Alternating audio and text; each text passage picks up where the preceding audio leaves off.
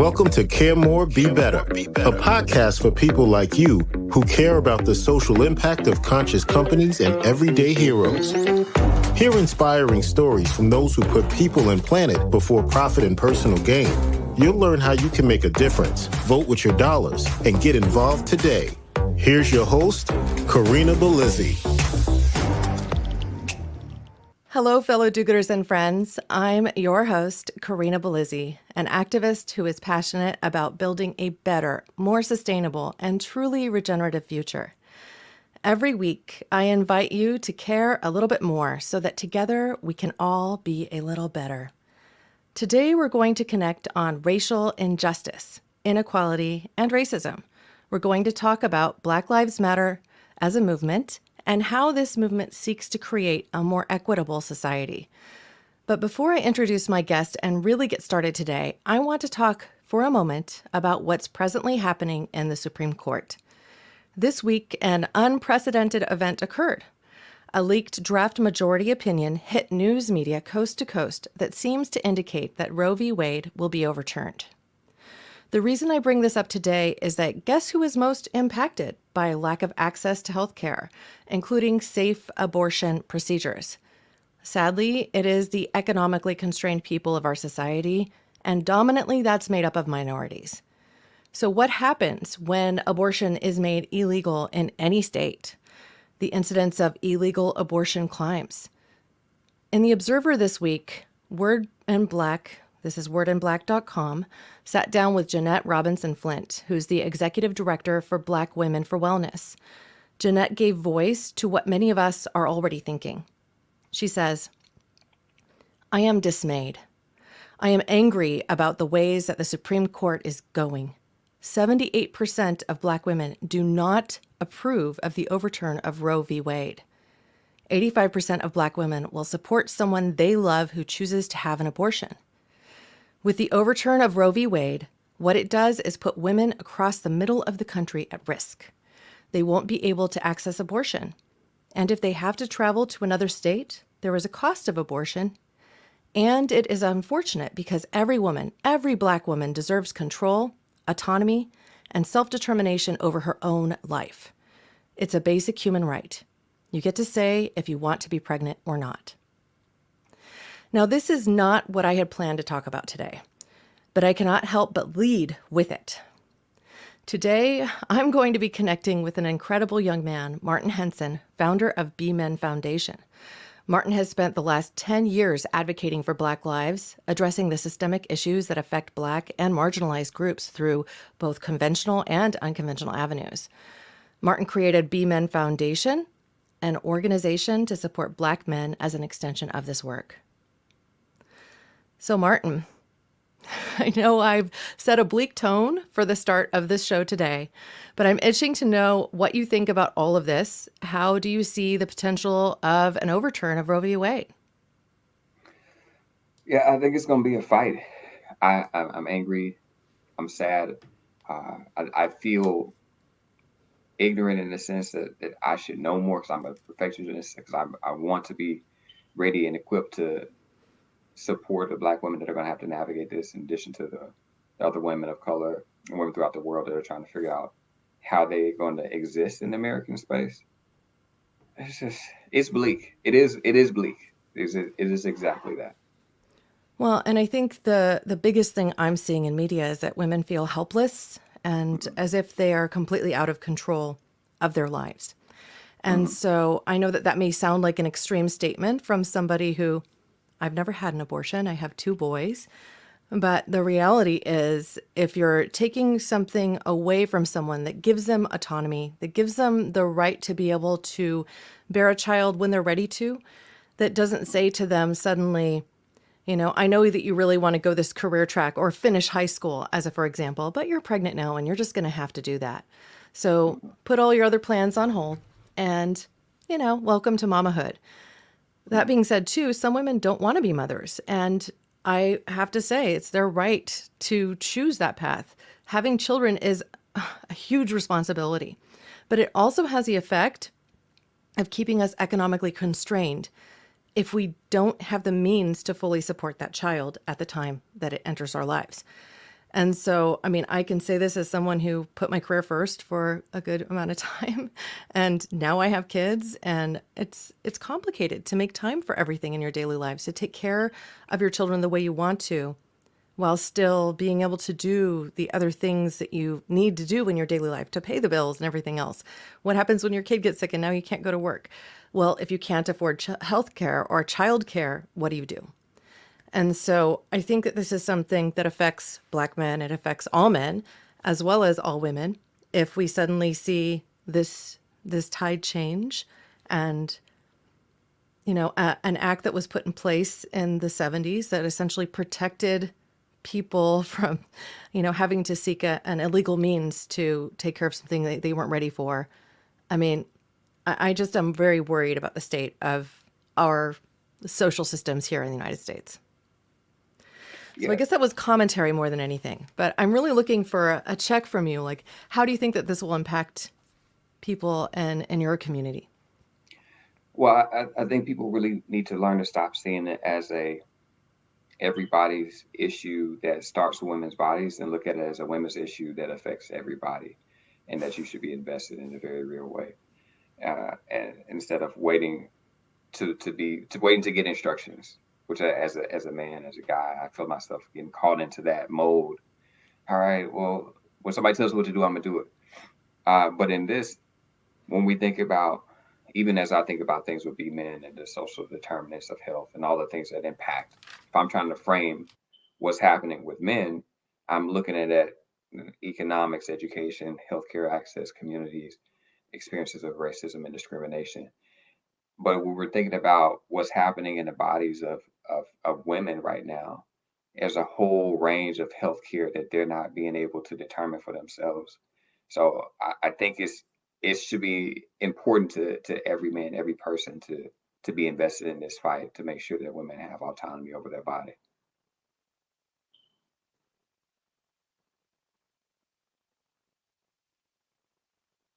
Thank you for that.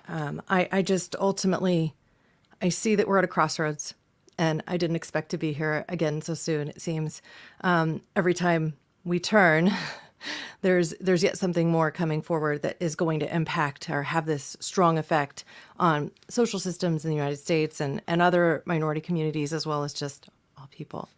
So I'm curious, really, when did you get BMen Foundation started? You got it started about 10 years ago. So this is before the Black Lives Matter movement really started. So tell me about your early work and what you're doing now. Well, I've been doing activism work for 10 years. BMen started for about 4 years ago, in 2018. And what a big thing about it was actually Me Too. The evolution of BMen expanded over time into something that included a specific focus on Black men and building support spaces and advocacy. But in the beginning, it was thinking about what response should men be having to Me Too. Then it became men of color. Then it became Black men. Then it became, oh, we Black men need their own space to process and advocate, and we need to find support. We need to understand consent for ourselves as well as how it impacts others. So it was a really climbing journey of felt like a mountain of all these obstacles of what to prioritize and what not to. But that's a lot of where it came from. Wow. Well, I have to say, in this particular instance, I've often wondered what it's like to be in a man's shoes as this Me Too kind of movement in itself is also coming out. More women are coming forward with allegations that they have been abused in some ways, and how that could be discomforting to the male population. So can you tell me a little bit about what that was like and the sorts of things that you helped men work through as the Me Too movement started? Yeah, I haven't had this question in a long time. I appreciate that. It was hard. It was hard to realize that women didn't always feel safe in the ways that men imagine themselves being in relation to them. And so having conversations around what to do and how to do about that, it was me and several men, not just Black men. And what we ended up doing is creating a workshop with men around sexual harm and processing through what that means and experiences that men had engaged in, and they're trying to figure out, how do I actually become better? How do I become accountable to a group of men? How do I really look at this in a way that shows I'm evolving and thinking differently? And then the other side of that is, how are men actually understanding their own bodies and their own sense of consent? Because that plays into it as well. So as I was intervening in all of the things that men think that allow us to act this way, I also was finding out that men have stories of things that have happened to them that wasn't quite consensual, and them figuring out, do they have permission to talk about that and work through that as well. Wow. Well, that brings to mind for me an earlier episode where I interviewed Tim Mousseau. And Tim Mousseau has a career basically helping people develop better policies at their companies that can support a system where people all feel safe and where something doesn't happen to them that, is untoward.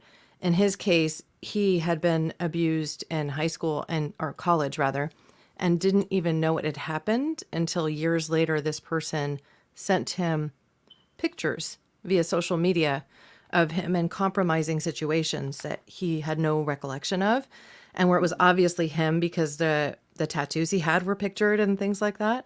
And so it's quite possible that he, had been drugged or roofied, or just after he passed out, having a fun night out in college, was abused. Now, the specifics of that are unimportant, but the reality is that he's a man that came forward and is talking about this in an open way to help normalize that journey and that story for other men, because men have so often been silent when something comes up that is, that challenges their masculinity in a way, because we've somehow tied this abuse to masculinity. And if it happened to you, then, you're somehow at risk in that way, like your masculinity is questioned or challenged. At least that's how I've perceived it from the men in my life who've opened up. And so I wonder what you would have to say about this concept of, connection to masculinity in the Me Too movement, since, you've been so adept at working in this particular way. Yeah, for a lot of men, concepts of maleness or masculinity are really boiled down to being strong, being cool, sometimes being callous, being unaffected, navigating through life's journeys without a lot of wear and tear. So you're supposed to just be man up, be strong enough to navigate, and that's what makes you a strong man. So I have to tackle these ideas of what a strong man, what a vulnerable man looks like, to be able to get to the point where men can share these stories in a way that can allow them to move to the next step. So as it relates to the interesting overlap between how Black men do this and navigate their bodies and the relationships that we have to it, is that by way of incarceration, and let's say something like stop and frisk, which an argument can be made for that sexual violence. You don't have access to your body, and who you can't determine who can do what to you, and then your body is placed in incarcerated states or systemic control, which a lot of men can connect to.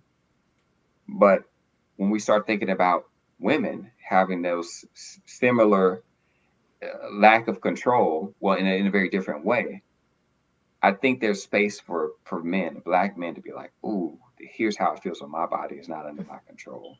And I can extend that in a way that other groups of men may not be able to do, to be able to lend to this fight as well.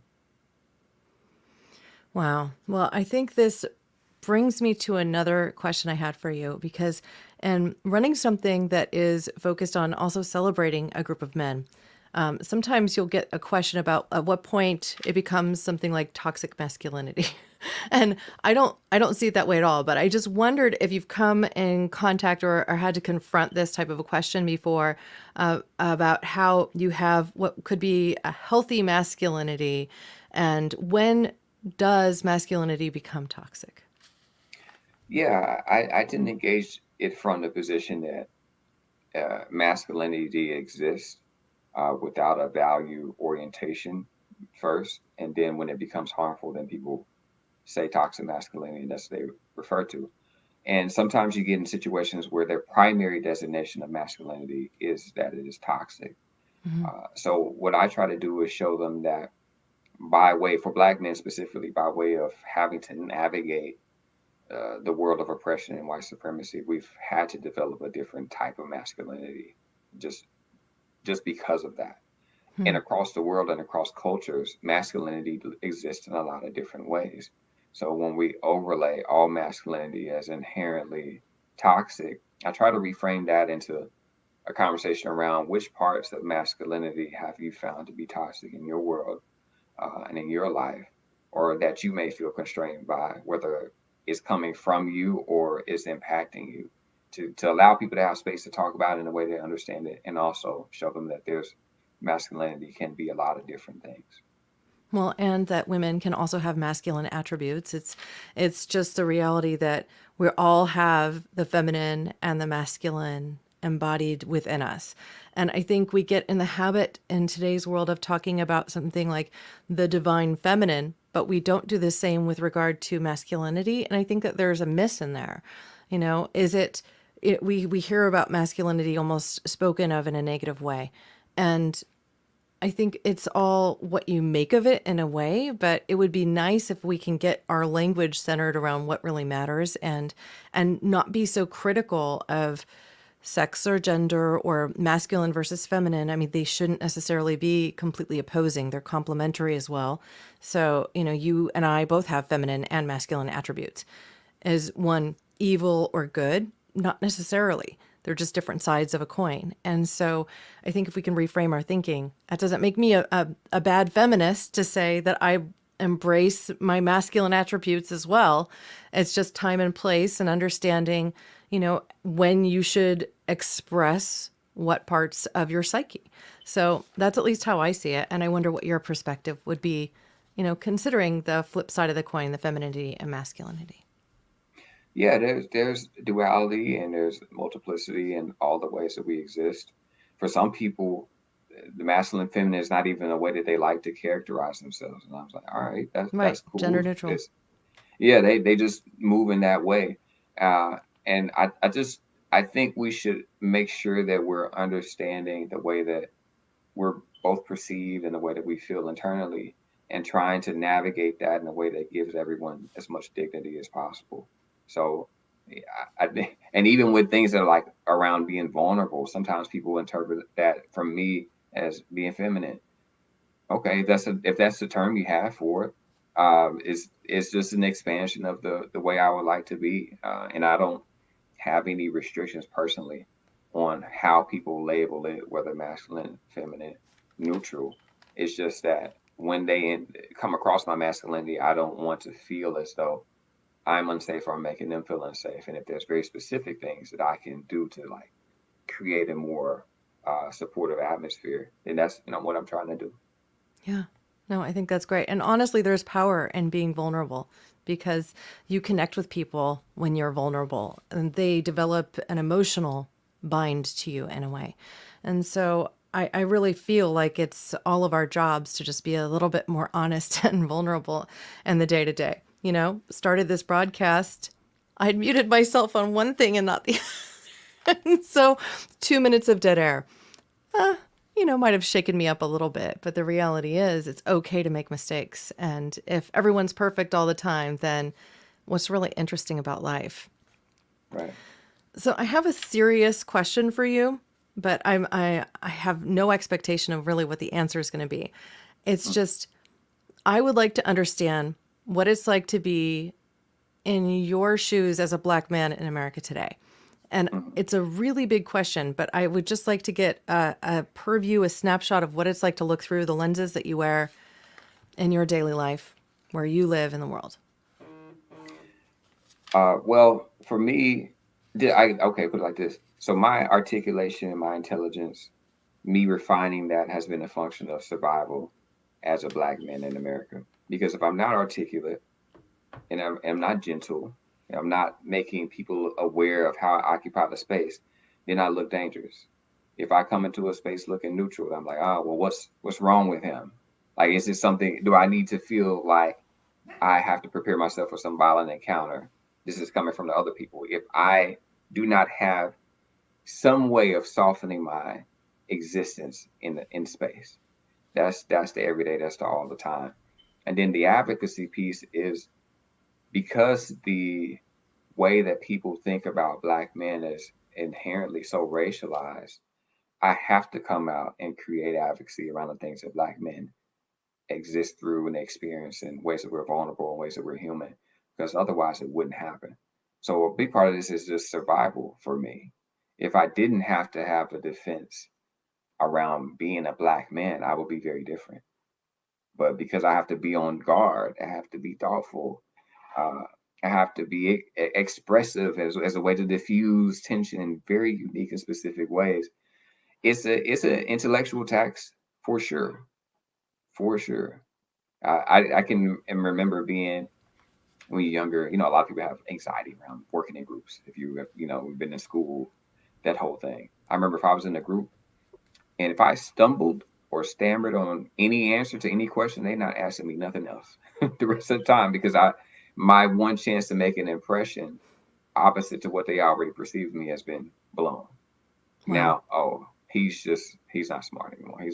That's just one example. So you learn to navigate in all these unique ways, and I've over time, and honestly through the movement, I learned more ways to articulate that because I had to think about identity and vulnerability and space and I'm like, all right, if I'm only considerate to everybody else's space all the time, I actually got to figure out how to ask them to be considerate of mine and in a way that gives me my own humanity. So that's a long way to answer what you asked me, but those are my thoughts. Well, I think we could dig a little bit deeper. Have you spent much time outside of the United States? No, Hmm. no. Should I? Yeah, because this is one of the questions I've often asked my friends of different races. When they go to other countries, how do they experience being their culture? And do they feel the same kind of racial strain? And it's very interesting to see, white people in other countries like France say, oh, racism doesn't exist here. And then be in Paris and talking to some young kids of Arabic descent who speak Arabic, and they're speaking Verlan, which is like a French in reverse. And I'm learning to speak Verlan with them because it's kind of like a more, I'd say, structured Pig Latin. It's basically its own language, right? And then later speaking with that same person who is a white French person saying, "Oh no, we don't have racism here. That doesn't exist." And then I say, "Oh, do you speak Verlan?" And then they say to me, "Oh, c'est surtout les Arabes qui parlent le Verlan," which means it's mostly the Arabs that speak Verlan. And so, like, even in this instance, this person is showing their true beliefs. Like, they may believe that the French culture is not racist and that they don't have racism, but it's still there. That being said, friends of mine who have traveled to France of different cultures have not felt the same racial strain that they felt here, at least in, 10 years ago or so. I mean, that's when I was traveling more on an international scale. It's pre having children. And so I just am curious if you've seen some of that same thing with men in your group with BMen Foundation. Have you heard different perspectives when they traveled abroad in other spaces versus their experience in America? Yeah, absolutely. It wasn't until so I'm from the South, from Arkansas, live in Boston now. It wasn't until I moved across country that I realized that people experience race in very different ways. So I didn't even know how to have the conversation because I thought racism was primarily happening through this like Black Southern experience Hmm. that was going on. You get here, people coming from all different types of places, and they have very different concepts around what's happening, what's not. So I know a guy that he's Black and German. He was talking about his experiences with racism and how it lives and how it exists. Uh, so I think one of the things that happens as a function of colonialism that it creates these separations and divisions, and that the racism is there as a Black man, and that's just similar for all the people I've talked to. It's like have you played Where's Waldo? You ever seen that? You seen the book? Yeah, I think so. Yeah, The yeah. red and Waldo's white sweaters. he's in there somewhere, and that's how you think about racism. If you're going somewhere new, he's like, I know it's here somewhere. I got to make sure I'm aware of what the rules are here, so I don't really get caught up in anything. So I think that particular journey, even though I haven't gone overseas, is something that I'm playing everywhere I go. That's new. unique? What are the rules for Black people here? I've never had to say that out loud, but that's the overlay that comes to mind. And how might you experience microaggressions? Like that example I gave about Mm-hmm. that French woman, that was very much kind of a microaggressive comment that she made. And if I had been with somebody else in that group who was Arab, they would have taken offense to that, right? Right. And so it's a simple thing to modify your behavior a little bit, but the reality in my mind is you shouldn't have to. I mean, the fact that Black parents in today's society have to sit their Black boys down and have the talk about, how you have to react with police if you are pulled over, whether or not you can wear a hoodie and have the hood up over your head, how you can dress and how you react to people around you, dictating whether or not you might be shot. And so I don't know if you ever had the talk from your parents, Mm-hmm. but I'd love to know what that experience is like from your perspective. Whoa. Yes, I've had to talk. So I've had to talk, and with my daughter, I just had to give her the talk. So Mm. we're starting and the talk is we say it's singular, but it's multiple talks. So I remember when I was younger, cap guns were cool. I liked them. Maybe they weren't cool, but I was into them. And this is before this is before they My kids stopped. love Nerf guns. So Okay, yeah. So it was a thing. So this is before they started making them paint them like orange. They don't paint them black anymore. mhm. And my mom would not let me get one. And she was like, "Nah, it looks too much like a gun because I don't want you." This is before I had any sort of consciousness around any of the racial stuff that happens, and your parents learn to shield you. So that was the early memory that I have of that. There's been many conversations since then. So with my daughter, she's 11, just started having this dialogue around what race means and all of these other things, and I had to tell her what she didn't know what the Klan was, the Ku Klux Klan was. And I had to tell her here's the history of kind of how Black people have been treated. And it was rough. It was hard for me because I cried. I broke down because I have to break her innocence in some ways to tell her that I wasn't as explicit, but what's implied is that they used to hang us from trees because if we didn't walk the right direction on the sidewalk, looked at somebody too long, or all types of stuff. So it's conversations, and then now you have the Roe versus Wade stuff. That's another conversation. I had to game plan with my mom, her mom, her grandparents, to see how do you communicate this to your child. So it all comes with it. Well, you have me thinking about a book by John Ronson that I read years ago called Adventures with Extremists, where he takes a deep dive into these groups, these extremists. And as a Jewish man, essentially, I won't say infiltrated, but he was doing an investigative journalistic piece, right? So he was interviewing people that are a part of the Ku Klux Klan, including the Grandmasters or Dragons or whatever the heck they call them, right? And he was continually terrified that they would discover or suspect that he might be Jewish and that could result in some negative demise for himself. And the Mhm. same thing happened when then he was confronting somebody who was more of a Palestinian extremist and somebody who might be defined as a terrorist.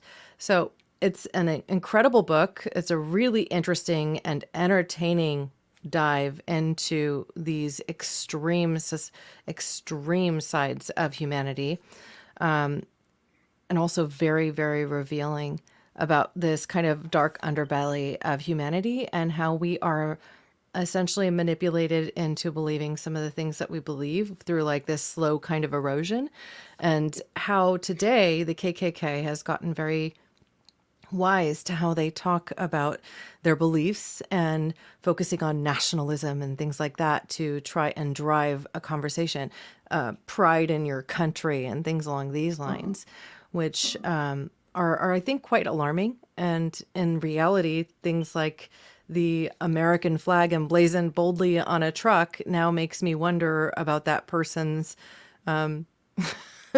belief system, right? Mhm. And Mhm. and it's in my mind, kind of crazy that we've gotten to a point where the icon of our country has become something that is actually becoming polarizing because one group has so co-opted the symbol in an emblazoned way with this kind of perspective of Trump's America and some of the inborn racist comments that tend to be present in that community. And so I don't know what more to say about that particular subject, except that it's important to keep our doors open and conversing about these things so that we're not essentially brainwashed as a people. Right. Because there can be a slow erosion through, softening language about specific groups. The KKK is a hate group. Like, let's call it what it is, right? Mm-hmm. And not guide it or kind of couch it in terms like nationalism. At any rate, that's where my head is. Yeah. I mean, and that's how it really spins out. Sometimes, also, America is like a geopolitical superpower. So, for somebody somewhere, we represent that, and that before the internal homegrown hate groups became bigger, that's how people feel and think about America. But at the same time, I think sometimes it's easier for us to see these things as extremes because they're more visible. You see somebody doing something vastly different from what the norm is. KKK, hoods, walking around burning crosses. But the slow erosion that you mentioned, that oftentimes come with economic hardship, where people start leaning farther into the homophobic stuff, the transphobic stuff, now stuff about women's rights. Mm-hmm. They don't catch themselves falling deeper into these identity funnels that make them feel important when they're feeling anxious. So that's a lot of the work that I'm doing, is to really break the stigma of all of these topics by coming at it and just talking about men and vulnerability and masculinity, and talking about community with trans folks, talking about homophobia and incarceration. Like, that's how you demystify Right. all of these anxieties. Or the systems of incarceration, the fact that it's mostly a privatized system, which is Mm-hmm. built for profit, to keep people in jail, which is, Right. it's a warped system in so many ways. And Mm-hmm. so I'm really just curious about what your future lean is for BMen Foundation. Where do you see the foundation going and growing over the course of the next couple of years? Yeah, absolutely. So we do the monthly meetup every second Sunday. We have our next one coming up this Sunday, actually, from 5 to 7. It's digital. Check out bmenfoundation.org and you can sign up for it, or Eventbrite. My vision for the next 5 years is to have these all around the nation, spaces where Black men can come together and support each other and talk about the stigmas, and talk about advocacy in a very specific way, using research to support the findings that we know happen, that you put people together in a room and they talk openly and more vulnerably. It decreases the levels of mental health distress. It gets them more connected to community, and they get to have a more fulfilled life and increase their well-being. I would love to see that for BMen all over the U.S., all over the world. So that's what I'm pushing for, those spaces, because I know we just don't have enough. I've been on this kick lately. We don't have enough psychiatrists, therapists, mental health workers to deal with all the trauma that we exist under on a daily basis. So we need something to be able to do in the meanwhile with each other to support the average person who's going through a hard time or who just wants community. I want BMen to be that. Right. Well, I applaud the effort and I wish that for you. I hope that there is one day soon a chapter in my local area in the Santa Cruz Mountains, perhaps. So, a Yes. great place to go camping, get outdoors, and have some events like that here. So, Hmm. thank you so much for that. Now, if there was a particular question that I haven't asked that you wish I had, or some thought you'd like to leave our audience with today, what would it be? Yeah, I've been really thinking about. Well, first of all, I have to say, check out BMen Foundation, Oh, yeah, for sure. bmenfoundation.org. At Twitter, Instagram, LinkedIn, Facebook. I will include links to everything in show notes, so people will be sure to be able to get there. And when we produce this as a podcast, it'll be included there and also on my website with a blog. So if you follow Care More, Be Better, you will get all of those things too. And I'll be sure to mention it too before we wrap, because I have that in my notes. Yes. But I'm really thinking about men making sure that we lean into what's happening for women right now. And I'm thinking about a lot. This is my personal reflections. What are the ways that I can use my platform and my brand and my name to engage those conversations that are accessible for men without being a burden for women? That's where my head is at. Well, especially with what's happening with Roe v. Wade presently, I have to say I completely agree. And the one thing that I kind of lean back on anytime I'm talking to a not-for-profit that is focused on social systems or social advocacy, social impact in some way, is that we really are all in this together. Because together we thrive, and when we separate ourselves, we falter, we crumble, we don't do as well as we might. And I think it's also really important to open those difficult conversations and reach across aisles with people that may not agree with you, because doing so, and especially being vulnerable with them and asking questions, can disarm them, and you can affect change. You can actually influence people that way. And so I applaud what you're doing. I appreciate the support and the love and all of that. Yeah, So no thank you very much for taking this time with me today and for just being so open and willing to talk about Roe v. Wade, because that's a tough subject for many people. Yeah, no problem. No problem. I'm in it. I'm in it with you. So I just have to make sure I'm just as effective as possible in supporting women and navigating this. Fantastic. Now, to connect with Martin, I encourage you to visit bmenfoundation.org. And if you're active on social platforms, you can follow Martin's work at BMen Foundation.